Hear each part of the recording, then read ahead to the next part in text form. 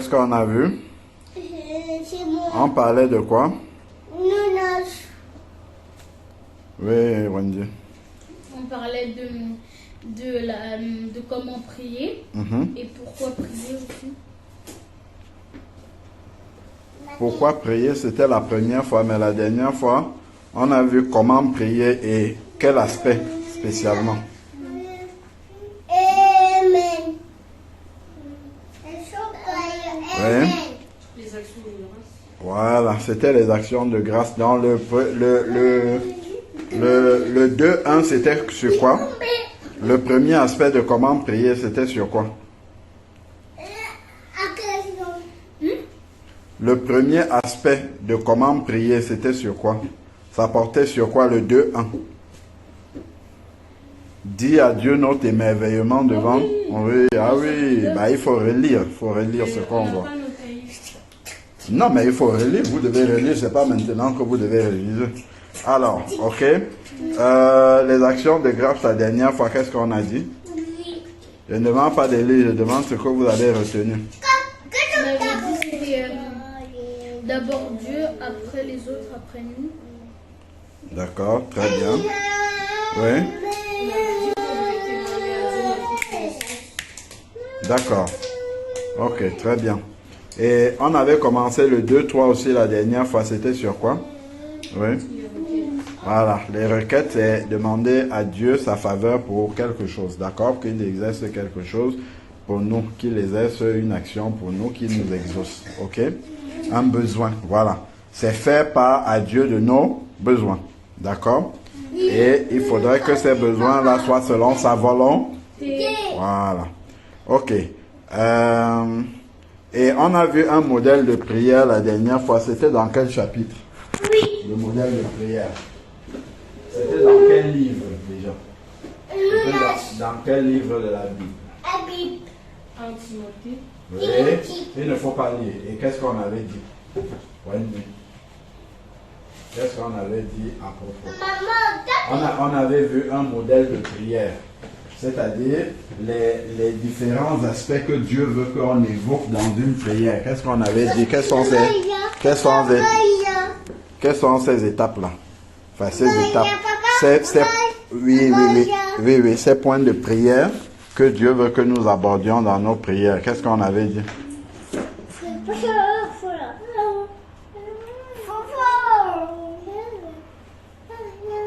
C'est d'abord dans quel ordre? Oui, je me sens. Oui. Oui, c'était dans quel ordre? C'est Dieu. Oui. Les autres. Oui. D'accord. Maintenant, dans les autres, Dieu on avait vu, dans les autres, dit notre émerveillement à Dieu devant sa création, ça c'est Dieu. D'accord? Les autres maintenant, comment est-ce qu'on avait scindé les autres? Quels sont ces autres-là? On avait dit la commission de européen.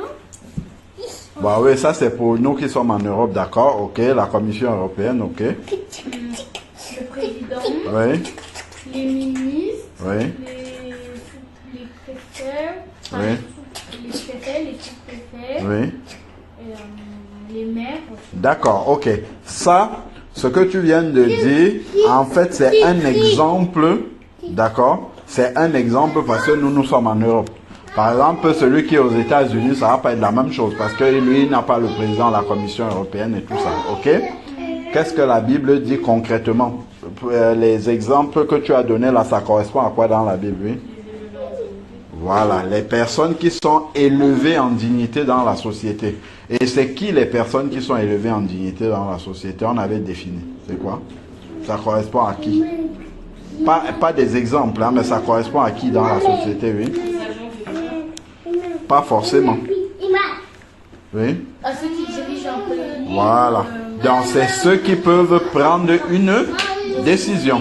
Ceux qui ont des postes de responsabilité. D'accord? Parce que en prenant une décision, lorsqu'ils prennent des décisions, ça peut impacter des vies. Si je prends par exemple un grand homme d'affaires qui a une grande société qui embauche beaucoup de personnes. D'accord? Bah, c'est quelqu'un qui est élevé en dignité. il ne fait pas forcément partie de l'État, mais il est élevé en dignité parce que il peut prendre une décision. Par exemple, un homme d'affaires qui a une grande société. S'il dit par exemple que c'est interdit aux femmes de porter le foulard, même pour prier dans son entreprise, vous voyez que forcément, ça a un impact. Ok? Vous voyez? Ça, donc, même ceux-là, ils sont élevés en dignité. Si par exemple, ils décident de supprimer un certain nombre de postes, eh ben, il peut mettre au chômage même des enfants de Dieu.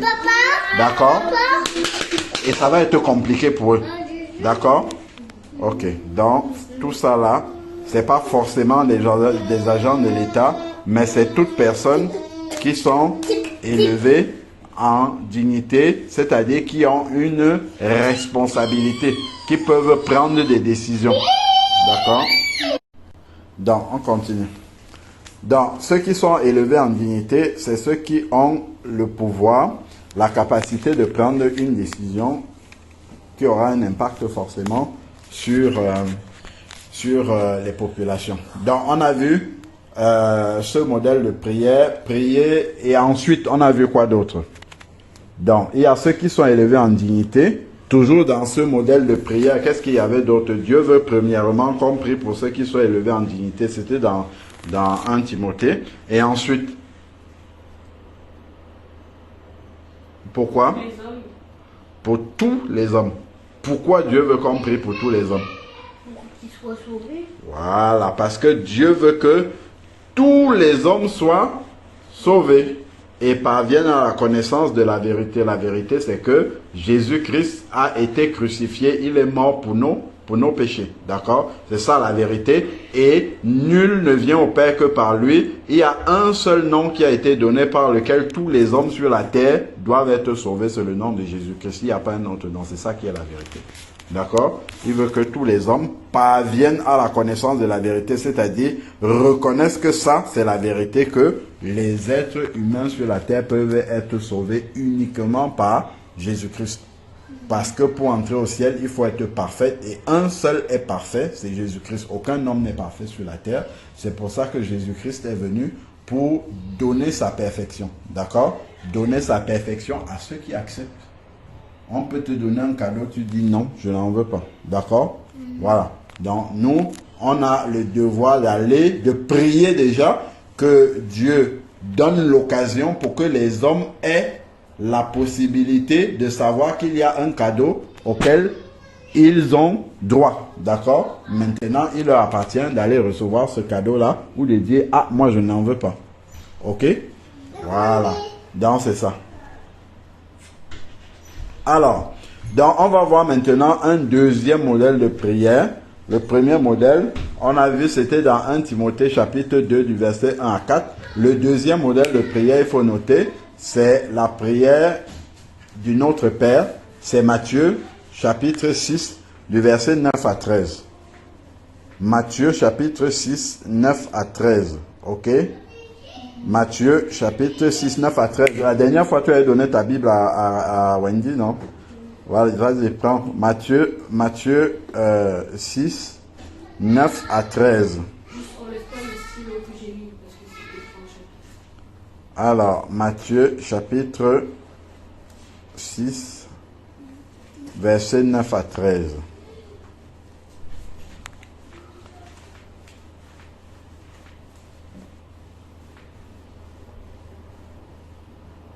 On lit un verset, on s'arrête.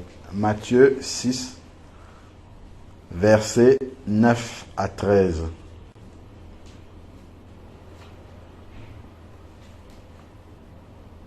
Tu as trouvé?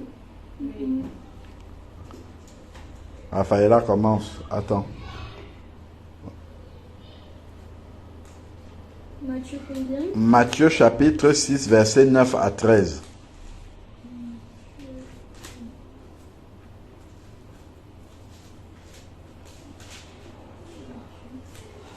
Matthieu chapitre 6, verset 9 à 13. Oui. Notre Père qui est aux cieux, que ton nom soit sanctifié. Alors, chez moi, ça commence par, lis un peu la fin du verset 8. Ah oui, c'est voici donc comment vous devez prier. C'est ça? Notre Père qui est aux cieux, que ton nom... Attends. Alors, dans Matthieu chapitre 6, verset 9, qu'est-ce qui est écrit? Voici donc comment vous devez prier. Notre Père qui est aux cieux, que ton nom soit sanctifié. D'accord. Voici comment vous devez prier. Donc, Dieu donne ici un modèle de prière. D'accord? C'est-à-dire, c'est un exemple de prière qui nous montre un peu les points que nous pouvons aborder dans nos prières pour que nos prières soient un parfum de bonne odeur au Seigneur. D'accord? D'accord. Donc, il commence par quoi? Vous voyez par qui? Dans quel ordre déjà là? D'abord Dieu. Voilà, d'abord Dieu. Ok. Qu'est-ce qu'il dit? Notre Père qui est aux cieux. Que ton nom soit sanctifié. Ça veut dire quoi que ton nom soit sanctifié? Sanctifié, ça veut dire quoi? Qu'il soit purifié. Que son nom soit purifié? Non, enfin, que ton nom soit... Quand les gens... Ça veut dire quoi sanctifier? Si je dis je me sanctifie, ça veut dire quoi? Tu te laves. Enfin, tu te... Non. Se laver, c'est se purifier. Sanctifier, quel est le mot qui vient de sanctifier là? Enfin, quel est l'autre mot qu'il y a dans sanctifier? Sans... Saint. Sanctifier, c'est rendre saint. C'est-à-dire mis à part pour Dieu. C'est ça que ça veut dire. Quand quelqu'un dit qu'il se sanctifie, ça veut dire qu'il se met à part pour Dieu. C'est-à-dire qu'il se coupe des choses que tout le monde fait pour plaire à Dieu. Voilà, c'est ça, sanctifier. Et ne fait pas comme tout le monde fait parce que il est à part pour Dieu. Ok? Voilà, c'est ça, c'est sanctifier. Donc, que ton nom soit sanctifié, ça veut dire que le nom du Père Céleste doit être à part. Donc, tu ne dois pas appeler Dieu pour rien. En gros, c'est ça. Ça rejoint le commandement des 10 commandements qui dit tu n'utiliseras pas le nom de Dieu en 20. Voilà. Donc, on va aller dans Exode pour voir ça. Exode chapitre 20, je crois que c'est là qu'il y a les 10 commandements. Exode, vous allez pouvoir noter ça. Je ne sais pas si ça commence à partir du verset 19. Alors, oui. Donc, à partir du verset 1,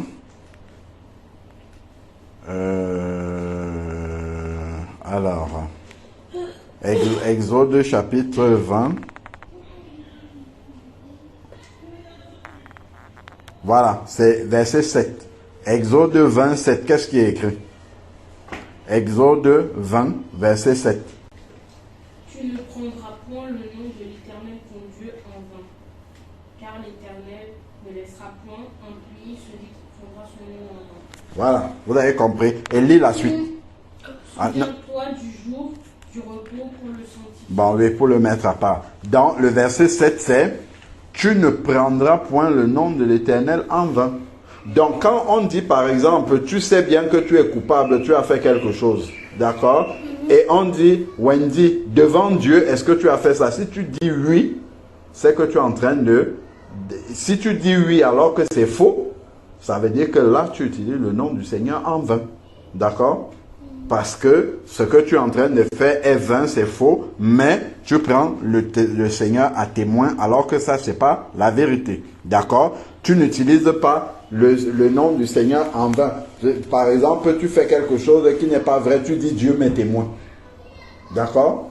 Ça, c'est utiliser le nom du Seigneur en vain. D'accord? Sachant que ce n'est pas la vérité. Ok?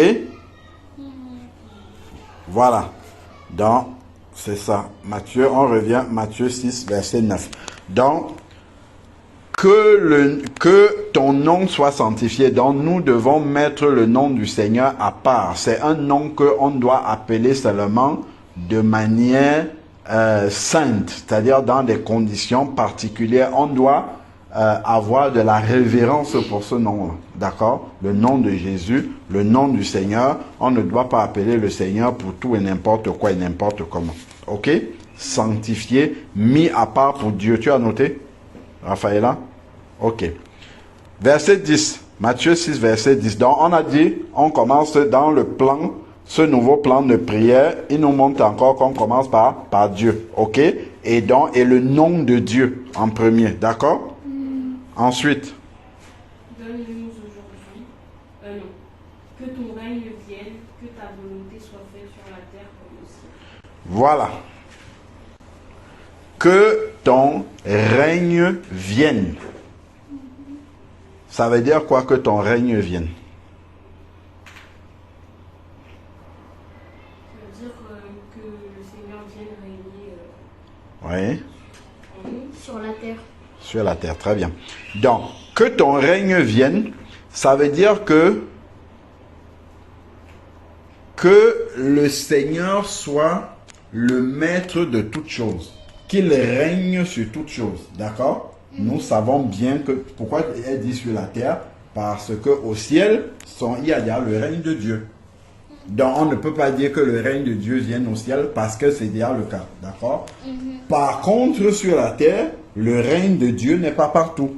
Par exemple, quelqu'un qui ne connaît pas Jésus-Christ n'est pas sous le règne de Dieu. Dieu ne règne pas sur lui. C'est lui-même qui règne sur lui-même ou c'est le diable qui règne sur lui. D'accord? Donc, c'est ceux qui ont soumis leur volonté au Seigneur dont le règne de Dieu est sur eux. Ok? Donc, que ton règne vienne, ça veut dire donc que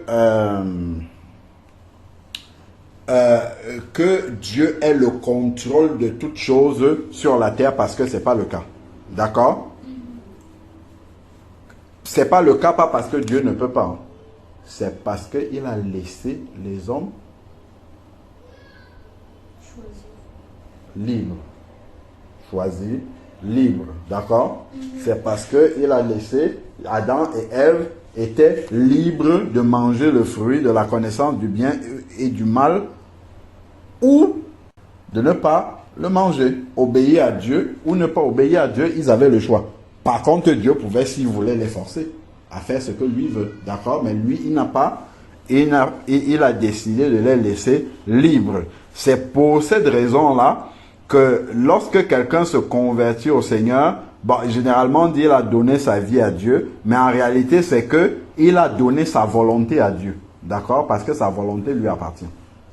Parce que Dieu a laissé à chaque être humain sa volonté. Ça lui appartient. Il fait de sa volonté comme il veut. D'accord? Soit il suit Dieu, soit il suit le diable.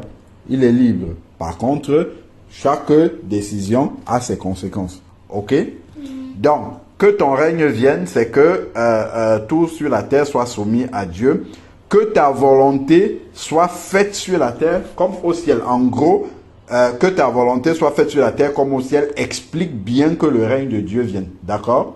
C'est-à-dire, quand on dit que le règne de Dieu vienne, c'est que l'autorité de Dieu s'établit sur toutes les choses qui sont sur la terre comme elle est établie au ciel.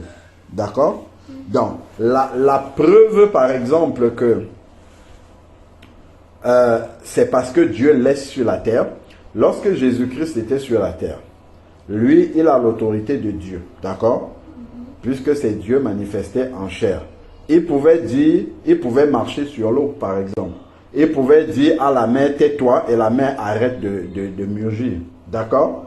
Alors que, normalement, ça ne se passe pas comme ça. Le diable peut, par exemple, envoyer une vague, quelqu'un se noie.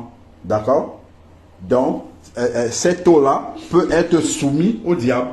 D'accord? Mais, c'est parce que Dieu laisse que ça soit comme ça. Mais si nous, on prie pour soumettre, par exemple, une eau au Seigneur, on dit, cette eau-ci, au nom de Jésus-Christ, nous te soumettons maintenant à Dieu. Que la volonté du Seigneur soit faite. C'est parce que lui, il nous a donner la gestion de la création. D'accord? Si nous on dit, nous te soumettons maintenant à l'autorité de Dieu, personne ne peut plus se noyer là-dessus.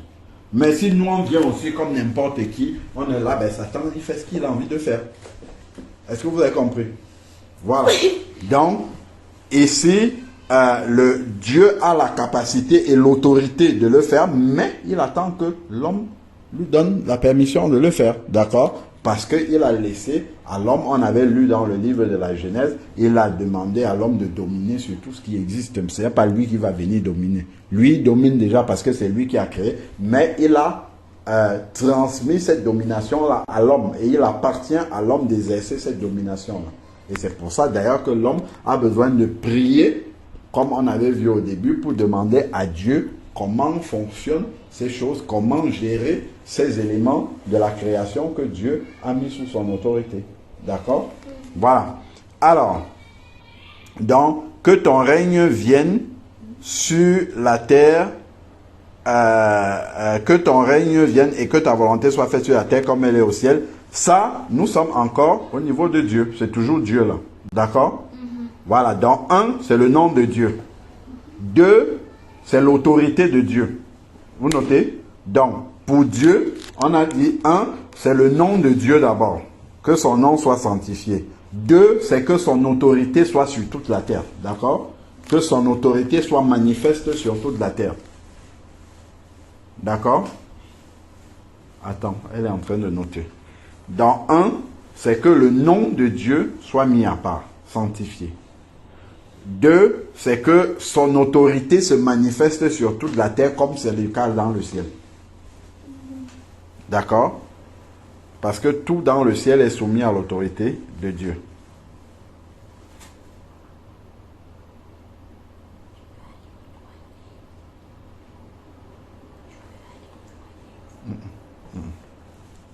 Donc là, c'est Dieu, le nom, ensuite l'autorité manifestée sur la terre. Verset 11 maintenant. Qu'est-ce qui est dit? Donne-nous aujourd'hui notre pain quotidien. Voilà. Maintenant, ça revient à nous. Dieu, ensuite nous. Maintenant, dans le nous là, vous voyez, ce n'est pas moi, mais c'est nous. Est-ce que vous avez compris? Ce n'est pas moi, donne-moi mon pain quotidien, mais c'est donne-nous. Donc je prie pour moi et je prie pour mon prochain en même temps. D'accord? Donne-nous aujourd'hui notre pain de ce jour au quotidien. Ça veut dire, même si j'ai l'argent dans la poche, je prie pour que Dieu me donne le pain quotidien.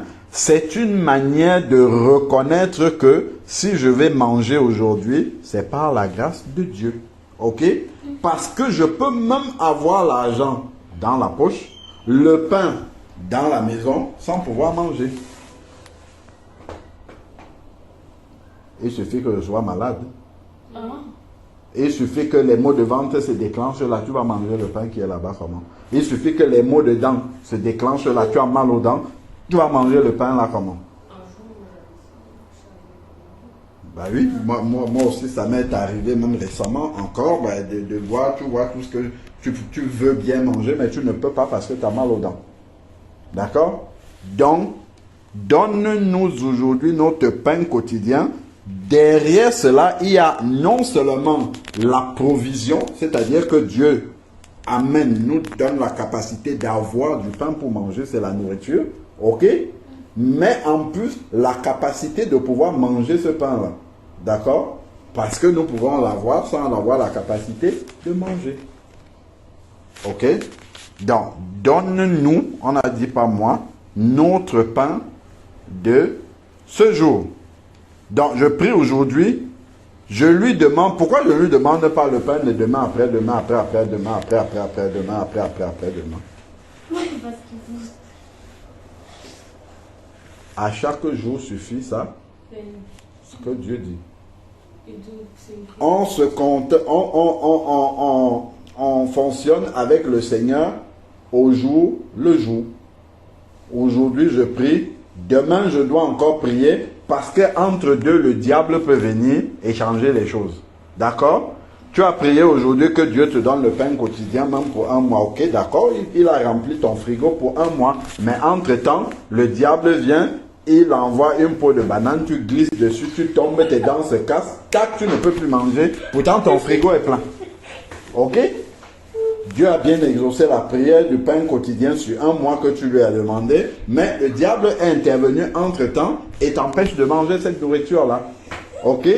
Ou tu reçois une nouvelle tellement triste que tu perds l'appétit. D'accord? Est-ce que vous voyez? Donc, il y a vraiment des choses, des réalités spirituelles très profondes dans cette prière-là. Ok? Ce n'est pas juste comme ça, le pain quotidien, ce qu'on voit. Il y a beaucoup de choses qui sont derrière. D'accord? Donne-nous aujourd'hui notre pain quotidien. Demain, nous allons encore prier pour que le Seigneur nous donne le pain quotidien, même s'il y a déjà le pain au congélateur. Même si j'avais déjà prévu le menu de toute la semaine. Lundi, je vais manger les haricots verts. Mardi, je vais manger les haricots rouges. Mercredi, je vais manger les haricots blancs. Jeudi, je vais manger ainsi de suite. D'accord? Même si je sais ça et que je les ai déjà dans mon congélateur, je dois prier tous les jours pour que Dieu me donne le pain quotidien. Donc, la capacité de pouvoir manger ce qu'il m'a donné. Parce que ça, là, ce n'est pas gagné. Je peux me coucher le soir, le lendemain, je ne me lève plus. Ça, c'est la pire des choses qui puissent encore arriver. D'accord? Donc, le pain quotidien, que le Seigneur puisse me le donner chaque jour. Le pain et la capacité de pouvoir manger ce pain. Donc, derrière le pain, en fait, c'est la nourriture. Ce n'est pas le pain physique forcément, mais c'est une image. Pourquoi on utilise le pain? En fait, c'est parce que le Seigneur, quand il parle aux Juifs. Oui, et les Juifs mangeaient toujours du pain. Ils mangeaient le pain à tous les repas. D'accord? D'ailleurs, même les Arabes aussi un peu. Ils mangent le pain à tous les repas. Donc, en fait, le pain quotidien, ça veut dire ton repas de tous les jours. Parce que, voilà. Ok? Les Bamoun, par exemple, eux, ils ont traduit ça en pain, le couscous. Parce que pour les Bamoun, en fait, c'est le couscous qu'eux, ils mangent tous les jours. D'accord? Voilà. Donc, pour eux, c'est plus significatif. Si Jésus était devant les Bamoun, ils n'auraient pas parlé de pain. Parce que ça, pour eux, le pain, ils mangent, peut-être certains n'avaient même jamais mangé du pain. D'accord? Il aurait utilisé un mot qui correspond à la réalité de ceux qui sont là devant lui. Pour qu'ils comprennent bien ce que ça veut dire. D'accord? Par exemple, il parlait aux Africains en général, ce serait peut-être les plantains. Oui, peut-être les bananes, peut-être du riz, je ne sais pas. Ouais, voilà. Donc, quelque chose qui symbolise que tu manges tous les jours. Voilà. Donc, ça symbolise ta nourriture de tous les jours. Ok? Ensuite, maintenant, verset 12. Wendy. Matthieu 6, 12. Pardonne-nous nos offenses, comme nous aussi nous pardonnons à ceux qui nous ont offensés. Maintenant, on arrive à un autre stade. Donne-nous notre pain quotidien, c'est moi et mon prochain. D'accord? Là maintenant, pardonne-nous nos offenses, c'est Dieu, moi et mon prochain. Une relation à toi. Que nous tous, nous soyons en paix. Je dois être en paix avec Dieu. D'accord? Je dois être en paix avec mon prochain. C'est ça qu'il y a dans ce verset-là. D'accord? Pardonne-nous nos offenses. Si Dieu ne me pardonne pas mes offenses, je ne suis pas en paix avec lui. D'ailleurs, quand on dit que quelqu'un s'est converti à Jésus-Christ, il y a une autre expression qu'on utilise. Pour demander à quelqu'un s'il est enfant de Dieu, souvent, qu'est-ce qu'on peut lui demander? Est-ce que tu es converti? Est-ce que tu as donné ta vie au Seigneur? Est-ce que tu es né de nouveau? Il y a une autre expression. Est-ce que tu as fait la paix avec Dieu? D'accord? Est-ce que tu as fait la paix avec Dieu? Donc, est-ce que tu as fait la paix avec Dieu? Parce que Dieu a quelque chose contre nous, ce sont nos péchés. D'accord? Mais si nos péchés sont pardonnés, Dieu n'a plus rien contre nous. Donc nous sommes en paix avec lui. D'accord? Nous ne sommes pas en paix avec quelqu'un quand il y a un conflit, il y a quelque chose qui nous oppose. D'accord? Et nous, ce sont nos péchés qui nous opposent à Dieu. D'accord? Et lorsque nos péchés sont pardonnés, il n'y a plus rien qui nous oppose à Dieu. Donc, nous sommes en paix avec Dieu. D'accord? Donc, ici, pardonne-nous nos offenses. Ça, c'est pour être en paix avec Dieu. Comme nous pardonnons aussi à ceux qui nous ont offensés. Ça, c'est mon prochain. D'accord? Donc, pour être en paix avec Dieu, il faut que je sois en paix avec mon prochain.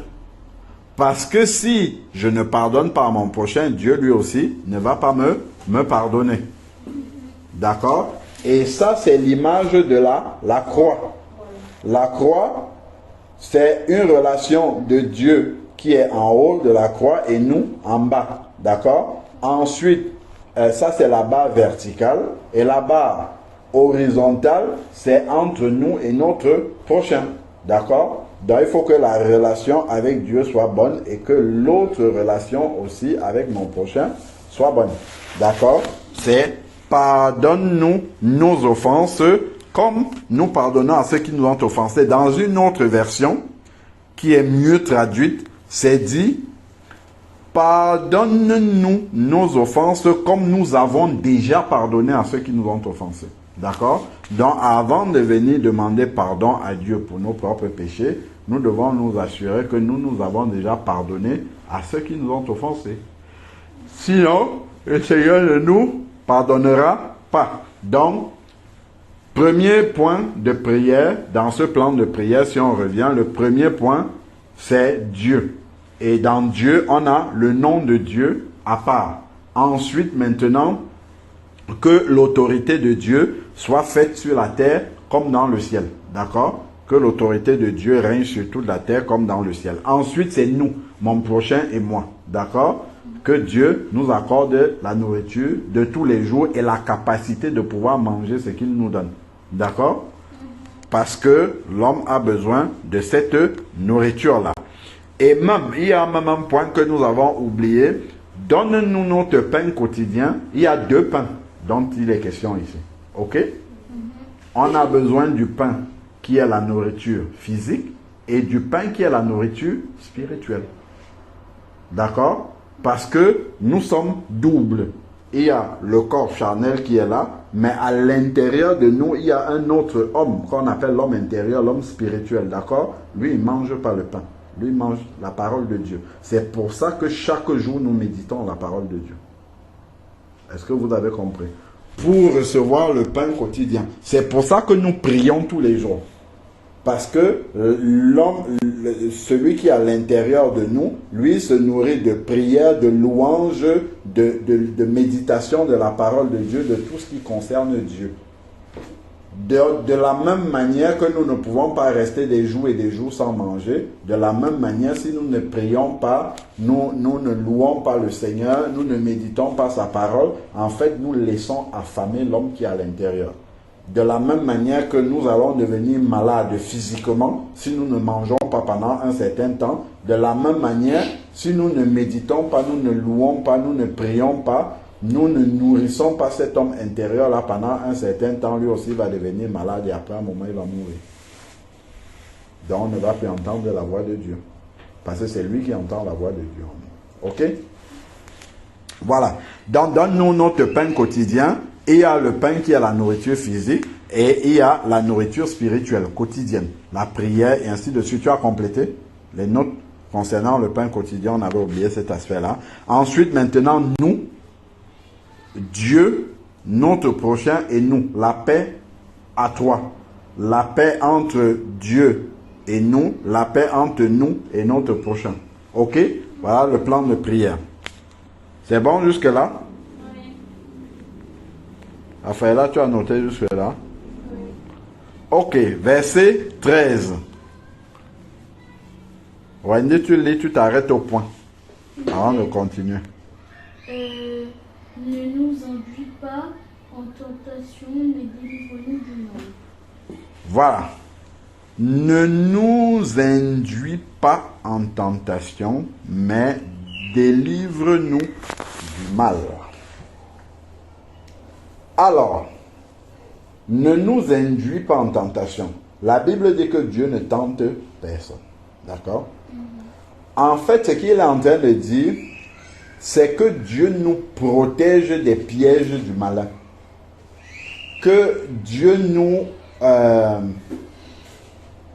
nous alerte sur les pièges que le malin veut mettre sur notre chemin pour que nous soyons tentés. Parce que c'est le diable qui tente. C'est pour ça qu'on l'appelle aussi le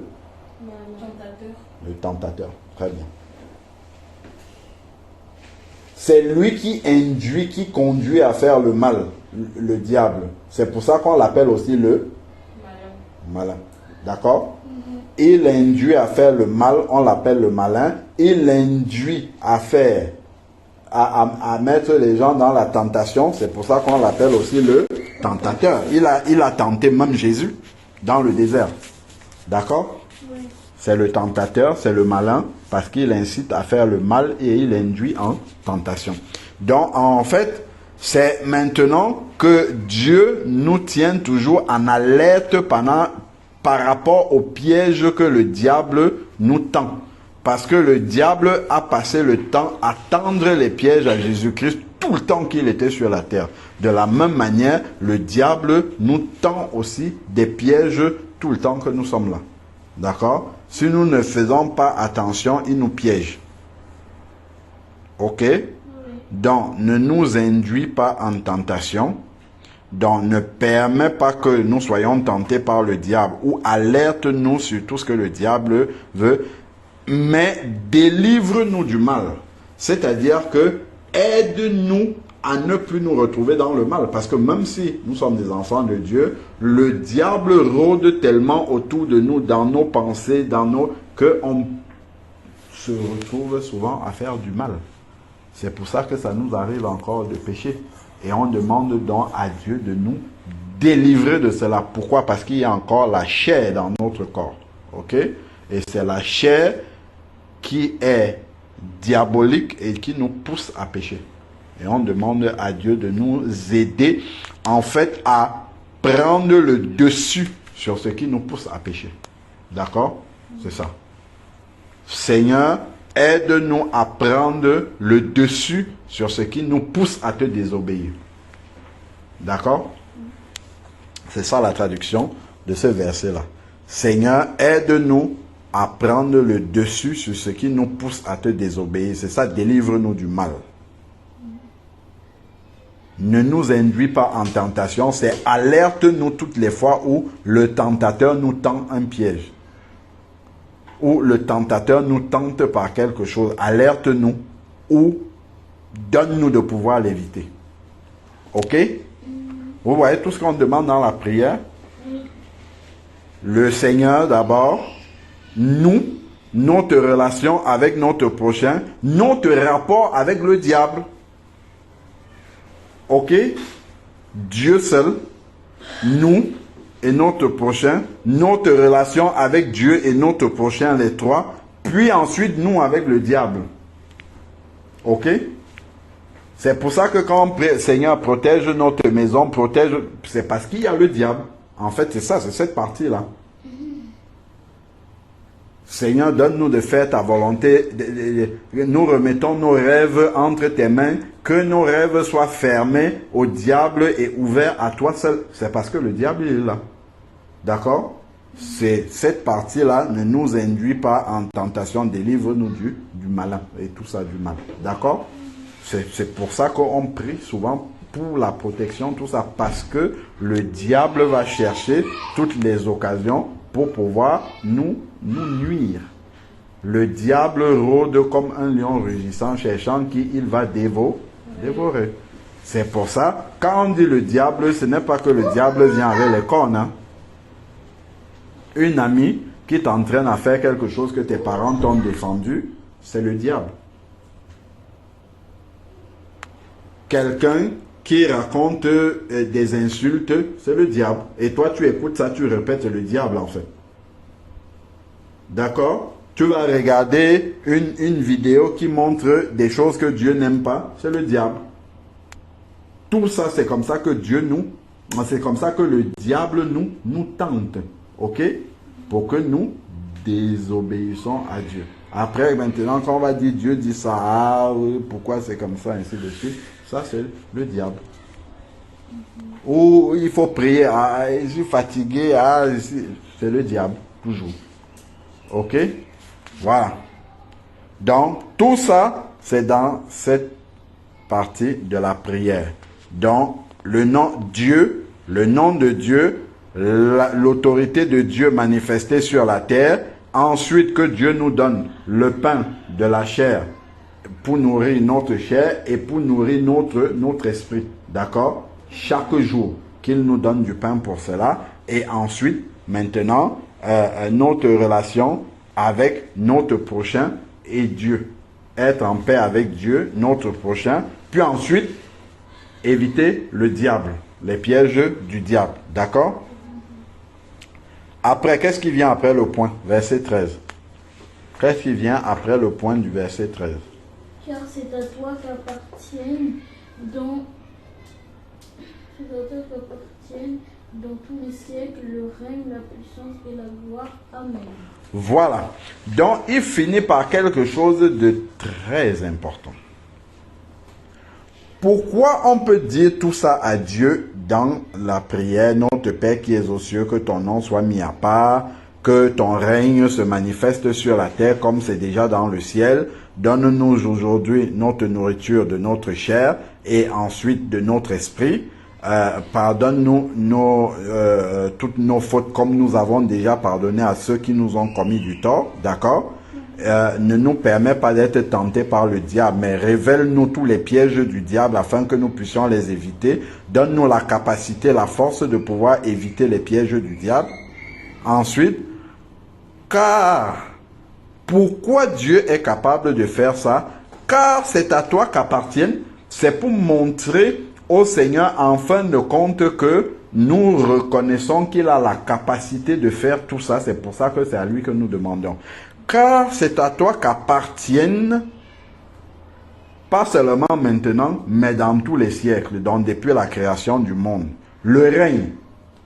Donc, Dieu, normalement, il règne sur la terre et il règne dans les cieux, ça c'est sûr déjà, et sur la terre aussi.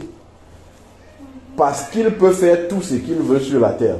Mais, il a décidé de passer par l'homme pour agir sur la terre.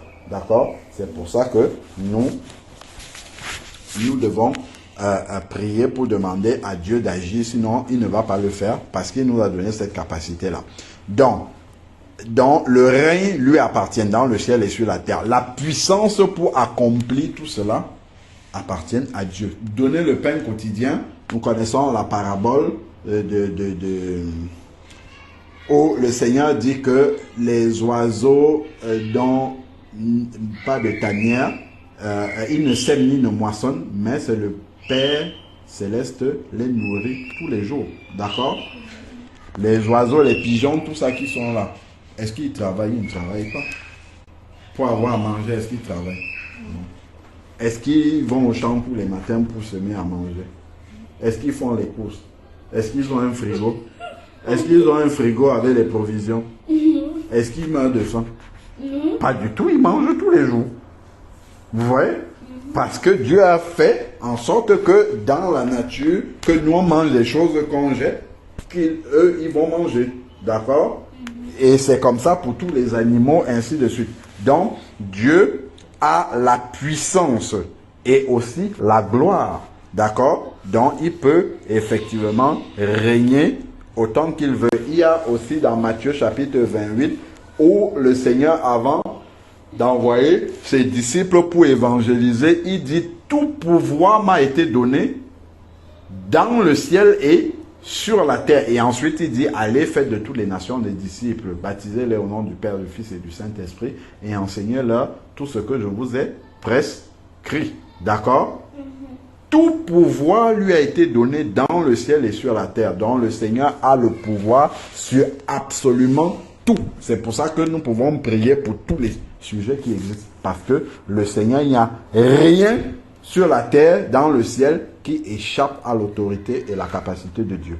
C'est juste que, si c'est sur la terre, Dieu attend qu'on lui demande.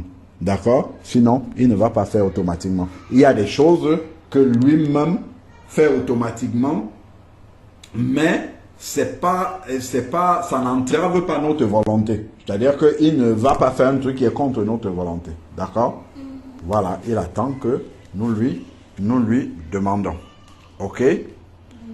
On va quand même lire le verset 14 et 15. C'est très important. Qu'est-ce qu'il dit? Si vous pardonnez aux hommes leur offense, votre Père Céleste vous pardonnera aussi. Arrêtons-nous là. Il a donné le plan de prière, mais il y a un point particulier sur lequel il revient, c'est le pardon. Dans notre relation avec notre prochain et notre relation avec Dieu. La croix. D'accord? Donc, c'est comme si un point important, capital dans toute la prière, là, c'est le pardon. C'est essentiel, d'accord? Parce que si Dieu ne nous pardonne pas, nous ne pouvons rien lui demander. D'accord? Donc, la clé pour la prière, c'est le pardon d'abord. Si vous pardonnez aux hommes leurs fautes, votre Père Céleste vous pardonnera aussi. Et qu'est-ce qu'il dit après?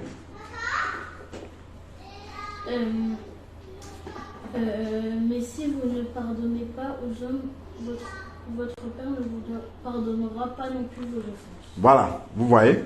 Oui. Si on ne pardonne pas aux hommes, Dieu aussi ne pardonne pas, il fait comme nous. Donc quand nous disons, pardonne-nous nos offenses comme nous avons déjà pardonné à Dieu, pardonne-nous nos offenses comme nous avons déjà pardonné à notre prochain, c'est-à-dire qu'on dit à Dieu, fais comme moi aussi je fais. Donc si je pardonne, il pardonne. Si je ne pardonne pas, il ne pardonne pas. Ok? Voilà. Si je pardonne en reprochant toujours à la personne, ben Dieu, il va faire comme moi. D'accord? Donc, le pardon est vraiment important et essentiel.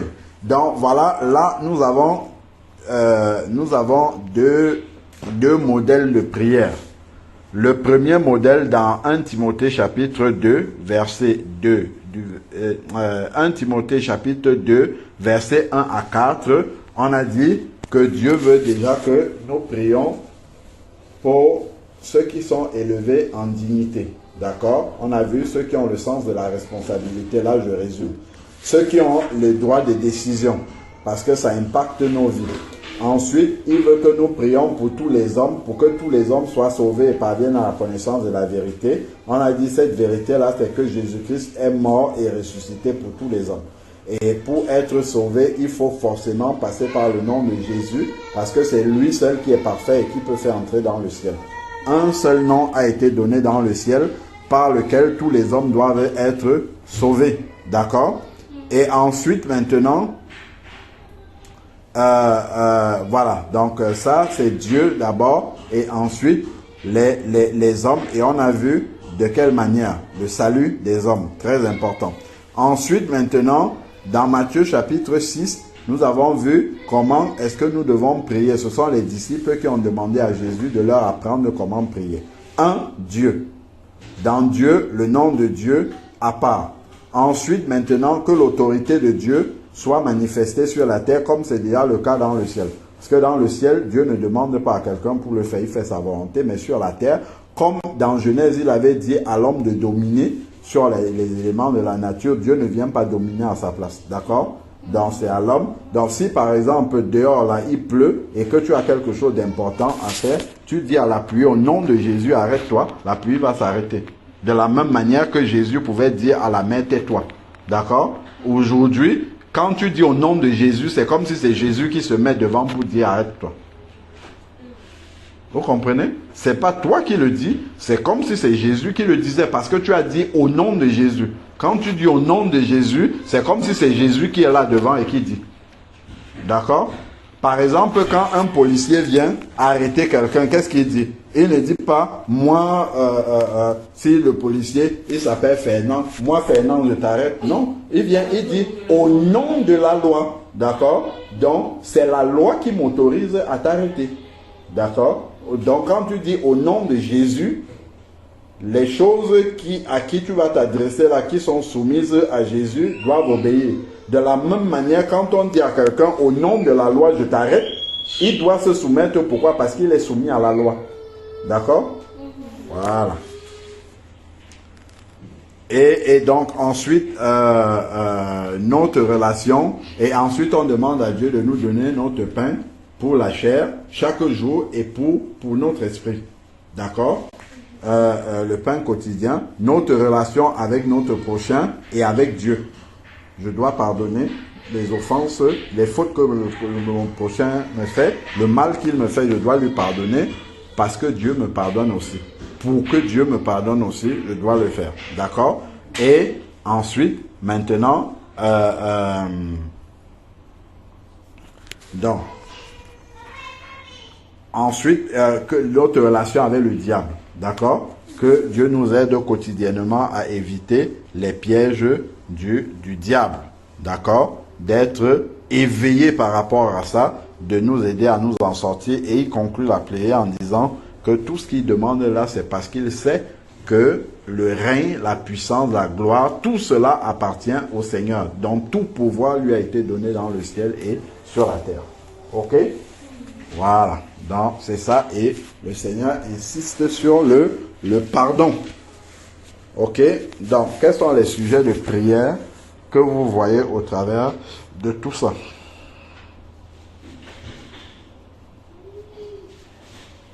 Que Dieu nous aide à être en communion avec lui et avec son prochain. Avec lui et avec notre prochain. Très bien. Que Dieu nous aide à ne pas être à fuir les tentations du diable.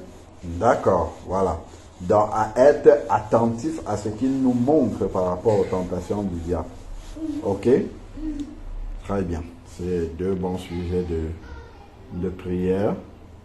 Et que le Seigneur nous aide à prier toujours d'une manière qui le glorifie, selon le plan qu'il nous a donné dans ces deux exemples, ces deux modèles que nous avons vus. D'accord? Voilà. Ok, vous priez pour chacun de vos sujets de prière. Moi, je vais prier pour ce que je dis. Amen. Seigneur, je te remercie, Seigneur, encore pour ta création, pour cette journée. Seigneur, aide-nous à être prêts pour ton retour. Seigneur,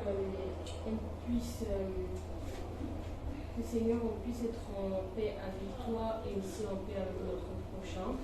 Qu'on puisse lui pardonner, Seigneur, comme toi tu nous pardonnes. Qu'on puisse l'aimer, Seigneur, comme toi tu nous aimes. Et comme nous on s'aime. Que tu puisses, Seigneur,